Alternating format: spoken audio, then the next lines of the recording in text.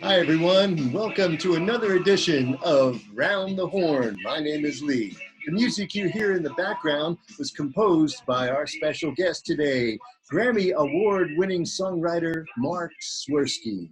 Hello, Marc. How are you? I'm great, my friend. How are you? And thank you for having me on your fun little podcast. Yeah, it's great. We've had some great fun. We've been talking to some really cool people, especially people involved with music who also like to talk about baseball. You know, about 5 years ago when I had my kids, I didn't get to talk about baseball much. But I can't wait to wake up in the morning, and I can't wait to, read about it. And at night before I go to bed, I am a Mets fan, so nobody kill me, but I still jump on Yahoo Sports and go to the Mets page and get caught up on everything every single night. Well, you know what? I have to admit, I've delved into the dark side. I've been watching Korean baseball. Well, and you know what? They're certainly doing a great job of invading America and Basically bringing good some baseball. great players here.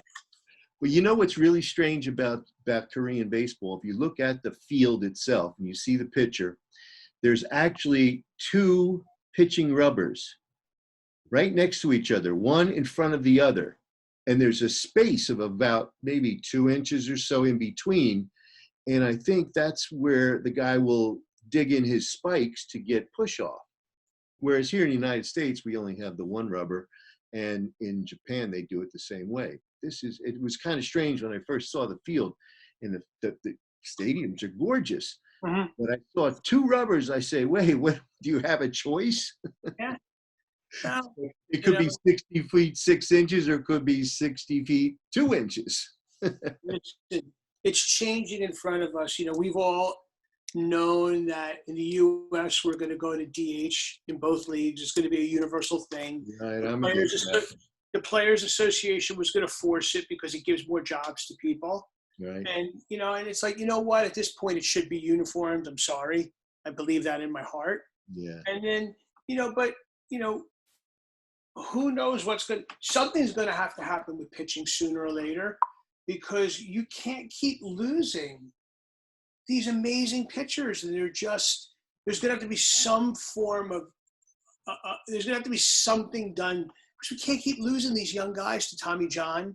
Right. We keep losing these guys to these, horrible shoulder injuries, and it's like, yeah, the human body wasn't built to take and throw a ball 95 miles an hour and twist your arm at the same time. Right. It's just meant to do that. But you've had some pitchers like Nolan Ryan, who barely had any arm injuries. There was one season he had some tweaks in his shoulder, but there he was. And he basically brought in weights and weightlifting to pitching. So there's all sorts of theories about it, and it's hard to say whether somebody's right or wrong. First of all, let's get to your biography, because it's a real interesting one. How about starting when you're playing out in the clubs? Well, you certainly were there. Listen, I was the first bar I ever played in my life, funny enough, was the Old Cove in Seabright. Okay, sure. And Seabright, New Jersey. And I was the 16-year-old kid. And not only I was a 16-year-old Caucasian kid, and I was the only Caucasian in an all African American band. And I was the bass player. Okay. So that was my first taste of playing in a bar at 16. And then I fast forwarded to when I was late 17 years old, was my complete indoctrination to Asbury Park. And funny enough, an old friend, I don't even know how I became friends with him, but it was Tony Palagrossi. And at that time, he kind of took me under his wing and started showing me around. We're going to have Tony on our program sometime in the near future. Yeah. And then, then it came time for me to go to college. And through all these things, I got to become close and become friendly with some of the guys in the East Street Band, mainly Max at that time, and also Danny. And those are the two I got to be friends with. I don't know how, I don't know why. And I was going to go to Berklee School of Music. And my mother used to run a pharmacy in West End called West End Family Pharmacy on Brighton Avenue. Right, I remember it. And actually, I know who it was that got me friendly with everybody. It was Obie. May she rest in peace. Yes, right. And I was going to go to college at Berklee School of Music. And this was one of my great ones, my Max. And actually, at that time, it was Eddie Mannion, because I got to be friends with Eddie, the Jukes guys, too. They went to see my mother in the pharmacy and visit her. And they told my mother, if you send your son to Berklee School of Music, it'll be one of the great crimes. And why was that? To this day, I'm still not a theoretical musician. Right. I don't deal in that world. I'm a very visceral human being in everything I do in my life. And they just said, it'll destroy him. So I didn't go to Berklee School of Music. They convinced it. I applied and I got in. I got accepted. And when my mom and dad sat me down and talked about it, and then I talked about it with more people, it just didn't seem like the right fit for me. So what did I do? I went to the fast lane one night. I snuck in the fast lane. And there I am in the fast lane. It was actually funny enough, it was the Beaver Brown band, because everybody had to see Beaver Brown. Right. And I'm in the fast lane, and this big guy walks up to me. And he says to me, "Who are you?" And I look up and I go, "Well, my name is Mark." And he goes, "Well, you're not 18 years old." And I'm like, no. Well, who was that big hulk of a human being? Eric Hendricks. Oh, okay. Who was the manager? Yep. That became my foray really into Asbury Park. At that point, you know, he hired me to work the cash register at the club at 17 years old. You know, as only Eric would do for somebody. And to this day, you know, I hate to date myself, but 42 years later, we're still amazing friends. Right, sure. Yep. And that was my foray. And then every Wednesday night, I had a band. And I have to add, I have to interrupt you, but he's a great chiropractor. And not only is he it the greatest, but you also know what his real big claim to fame was with judo. Oh yes, right. He was a bad man with judo. And but you know, long and short of it is, from doing that every Wednesday night, I ended up having a band with a local band, and we used to share every Wednesday night with this band called Atlantic City Expressway. I think you might remember that band. Yes, I do. And some guy named John Bon Jovi, when he was a little punk, was fronting the band. And some people think he's still a punk. And the guitar player, they had two guitar players, Dave Sabo and Willie Hersick. And Dave went on to huge fame with Skid Row. That's right. And we shared every Wednesday night, and that really became my music career. It kickstarted it. From there, Gene Boscia, who was the bass player in the Jukes, became my bass teacher. And he got me the gig that changed my career 100,000%. And he was on tour. He's with the Jukes, and Richard Monnier, may he rest in peace, who was the Jukes road manager / manager at that time, was also managing. He was the road manager. He was managing this artist from New York City named Charlie Midnight, who I know that you know. That's right. And Charlie was looking for a bass player because his bass player went on the road with Meatloaf. Right.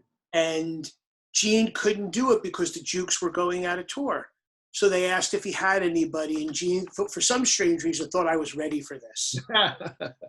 And Charlie's going to be on our show soon too. Yeah, you're going to talk to one of the great human beings on the face of the earth. Truly one of the great human beings. And I went up to New York. I walked in a room, and there's Joey Franco from the Good Rats on drums. There's a guy named Phil Grande, who was one of the top session players in New York City. Long and short of it, I had no business being there. None whatsoever. I start playing the music. I got done. I was like, well, this was great. I'll never hear from them again. Right. Get in my car and drive my car home. By the time I got home, there was a phone call from Charlie asking me if I'd like to be the bass player. Oh, wow. And he actually said, I said to him, why? He said, because everybody felt your energy and your spirit. And you work so hard to make the songs come together. And he said, that's what we need. Well, that started my career as a session player in New York City. It started my career because Charlie forced me to become a songwriter, said, you're a great arranger. You'll be a great songwriter one day. Okay, I guess he could look into a crystal ball. And that led to, as I'm honored to say, a very illustrious career. I've been honored to have won 2 Grammys. I've been on over 50 million records as a songwriter and a record producer. I got to travel the world doing this. I to this day still do it every day. I write and produce for artists. I mentor artists. I've had great success with putting artists through shows like The Voice and American Idol. And I am blessed to be here. And as I always can say, Asbury Park started it for me. I'm just not as famous as those guys. Right. Well, hey, you got a Grammy too, right? Yep. So let's talk baseball. You are a Mets fan. Unfortunately, yes. Well, it's not unfortunate. They're nah, going to have a great team this year. You know what? They're going to have a great team this year. And, no, listen, I am a Mets fan. I suffer with them. I've gone through the highs and the lows. Right. I was very blessed to have parents who are both huge Dodgers fans. So obviously when the Dodgers left, they became Mets fans. Right. And I can remember being 7, 8 years old, going to Mets games all the time. And, having that in my life. I got to see Don Drysdale pitch. I got to see Bob Gibson pitch. I got to see Tom Seaver pitch. Yeah. I got to see Doc Gooden, that whole conglomerate of humans pitch. I remember Jerry Kuzman and, Ron Swoboda and Cleon Jones and Tommy. We're kidding ourselves now. Yep. And run up through the, the heyday of when, a couple of years where they were just the greatest team there was. And, and I don't hate the Yankees. I don't hate them because Mickey Mantle was my favorite baseball player ever. And then I loved Bobby Mercer. But once the Yankees traded Bobby Mercer, I never rooted for them again. But I don't hate the Yankees. Sad day. I have to admit that when I was in Little League, we used to take bus trips to the old Polo Grounds. Oh. I was a midget Met, I must admit. Yeah. My mom tells stories of the Polo Grounds of Ebbets Field all the time. My mom used to cut school to go to baseball games. Literally, my mom is a massive sports fan, massive. And, and my dad was too, but my dad was a bigger football fan. But my mom was definitely a baseball fanatic. And to this day, she could still spew it, 81 years old, still spew it all, tell you every story, and she doesn't forget them. They're prize points of her life. Yeah, the early Mets were definitely amazing. In fact, I don't know if you've seen on TV, they're replaying the '69 World Series. Watched it too many times. And then you got to see Seaver. You got to see the young Nolan Ryan. Yep. You got to see Jerry Kuzman and Gary Gentry and how young he was back then. Yeah, Buddy Harrelson. I mean, you want to talk about, shortstops back in the day. You got him, Aparicio, Davey Concepcion. Right. There's a day were the blueprints for what a shortstop was supposed to be. Absolutely.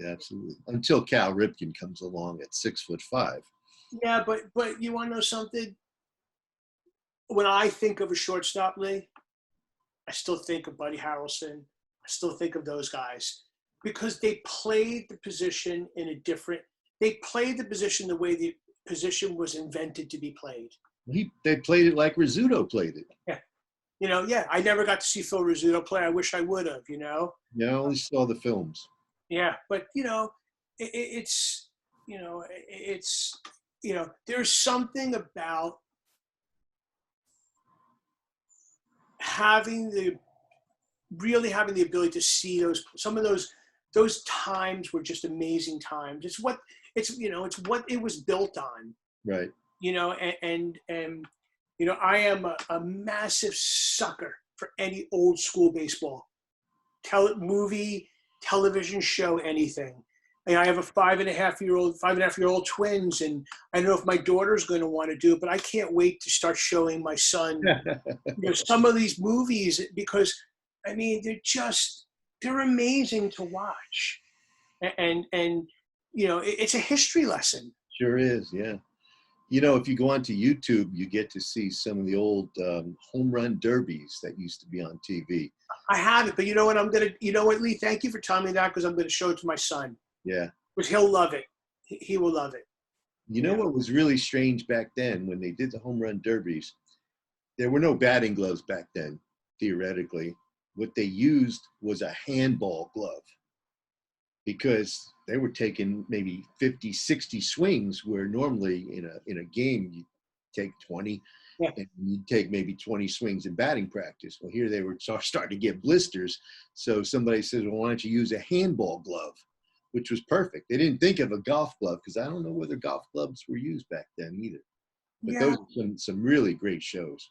Yeah, I don't know, but I just it's funny we're talking about this, and I remember us going to an All-Star game in Atlanta, and what was their old stadium called? Fulton County Stadium. What? Fulton County Stadium. Yeah, going to an All-Star game at Fulton County Stadium, and right before that game, right before the All-Star game, Henry Aaron hit 714. Oh wow! Yeah. And so we went to the All-Star game, and then we stayed a little longer. It was our family vacation, right. And I got to see him hit 715. Oh my goodness! And it's like things like that you just don't forget. And absolutely right. Yeah. I remember seeing, and I always went to Shea Stadium too, because I thought that was easier to get to than Yankee Stadium. And for a long while, I loved the Mets, loved the Yankees at the same time. One game I saw Nolan Ryan pitch. Now here's a great story, and it's kind of a strange one. When pitchers are warming up in the bullpen, most of the time you don't hear anything. And, all of a sudden they come out, the game starts. Well, Nolan Ryan is warming up in the bullpen, and it must have been a catcher who was trying to maybe break in a new glove or whatever. But all you saw him actually make motions, how pitchers make motion to tell a catcher what it is, like this is fastball, and this is a break-in pitch, or this is a changeup. So he's doing that. He's doing the fastball, and all you hear is a pop. Yeah. It's like an explosion. Mm-hmm. So then he starts to throw curveballs, and you hear the same explosion. And most people don't know this, but Nolan Ryan grunted really loud on every pitch. Very much so, like a tennis player does. Exactly. So, and then all of a sudden, I see him signal for the changeup. All right, so this is the changeup. And you hear the same pop. It's like, this guy's throwing 90-mile-an-hour changeups. And I remember watching on TV, seeing him, and he's 40 years old. He hit 104 on a speed gun. Yeah, he was a freak of nature. Absolutely. Yeah, but the only other pitcher I remember being like that and hearing it in person was Doc Gooden. Right. He was the same thing. The 69 game he pitched the other day, when it was he pitched a no-hitter against Houston, I think it was. And yeah, he did everything right. That's the same thing though. You hear him throwing, it's just the mitch just pops, pop, pop, pop. It didn't make a difference what he did, except for when he threw Lord Charles. Yeah. And good one too. Good one. Listen, you could arguably say he might have had the best one of all time for those 2 to 3 years. Right. It was unhittable. It was just an unhittable pitch. I mean, here's a guy throwing, 98, 99 miles an hour, and he cracks off this 80-mile-an-hour curveball that fell off the face of the earth. Yeah. The best of the best tried to do it. Oh yeah. But tough pitch to throw most of the time, because the arm angle has to be a certain way, and most pitchers don't get that, especially when they're younger and they start throwing that, we call it the little league curveball, little league slider. Yeah. They're trying to break their wrist too much, etc. Yep. It doesn't go anywhere. Did you ever meet a famous player? Joe Pepitone. Got to know Joe Pepitone pretty damn good. Uh-huh. One of my old partners in music, he was a big television star. You might have remembered he was in the Asbury area for a while. Joey Gion. Sure. Yes. Right. Joey was a dear friend of mine. He was a huge television star in Knots Landing. Well, Joe Pepitone was his uncle. Oh, no kidding. Yeah. So we used to go in to see Uncle Joe, and Joe actually came out to see a couple shows of ours down the shore. And, he was still larger than life when we saw him. Sure, yeah. Larger than life. And then, I can't remember. You know what? I'd like to say I'm sure I have, but they're not coming off the top of my head. Pepitone's a big one. But, it's funny. I just hope I never meet any of my idols, because generally they let you down. Most people say that. Yes, exactly. I've had that happen myself. And I met Darryl Strawberry a couple of times. I could say that. I honestly met Darryl a couple of times. He was actually a really nice guy. Yeah, we did a Make-A-Wish visit with Darryl, because the Make-A-Wish kid wanted to interview Darryl, and we picked the Monmouth Mall outside of a sporting goods store they had there, that he showed up on time, was the absolute greatest gentleman for the kid to interview, and the kid just had his little Radio Shack tape recorder. But then he went inside the sporting goods store and bought the kid jacket, T-shirt, regular uniform shirt, hat, everything. That's awesome. He was just one of the best, and you're always expecting, to hear all the stories about Darryl being who he was, and, too big of a star to do things. And this time he was truly unbelievable. Was this pre or post his playing days? Oh, this was during. Was it after, or was he still playing? He's still playing, yeah. Yeah, because listen, we all know that unfortunately for Darryl, from the time the Mets traded him back to LA, when he went back to LA. Right.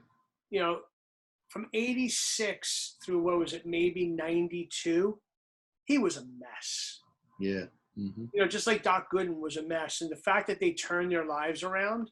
Well, you heard the stories, yes. And Darryl really turned his life around. I mean, that guy does so much now, and he's such a beacon of life and hope for his community and sure, yeah, for players and everything. Well, now that we know that you're a diehard Met fan, you probably have heard all the announcers throughout time. The Met announcers back in the day were famous for everything under the sun, especially the coats they would wear. Yeah, Ralph Kiner. I'm talking about Lindsey Nelson. Yep. But they were Kiner's Corner. I couldn't wait for every game to watch. Oh, yeah, right, sure. I couldn't wait. It was, it was the highlight to get to watch Kiner's Corner. Right. And I can have, but yeah, those guys, listen, those guys as announcers took it to a whole nother level. Right. And I think that you can honestly say in some crazy way, whether they studied it or something, but Keith, Ronnie, and Gary Cohen kind of got that same shtick going on. They do, yeah, right, exactly, yeah. I wonder if they didn't study it or whatever it was, but it's almost like they didn't skip a beat. Yeah, absolutely. They need Lindsey's jackets. They'll probably sell them in some haberdashery or thrift shop. Go to Goodwill. You could probably go to Asbury and find one. Right, exactly. Marc, it's been great talking to you. We've got to run now. Our time is kind of up.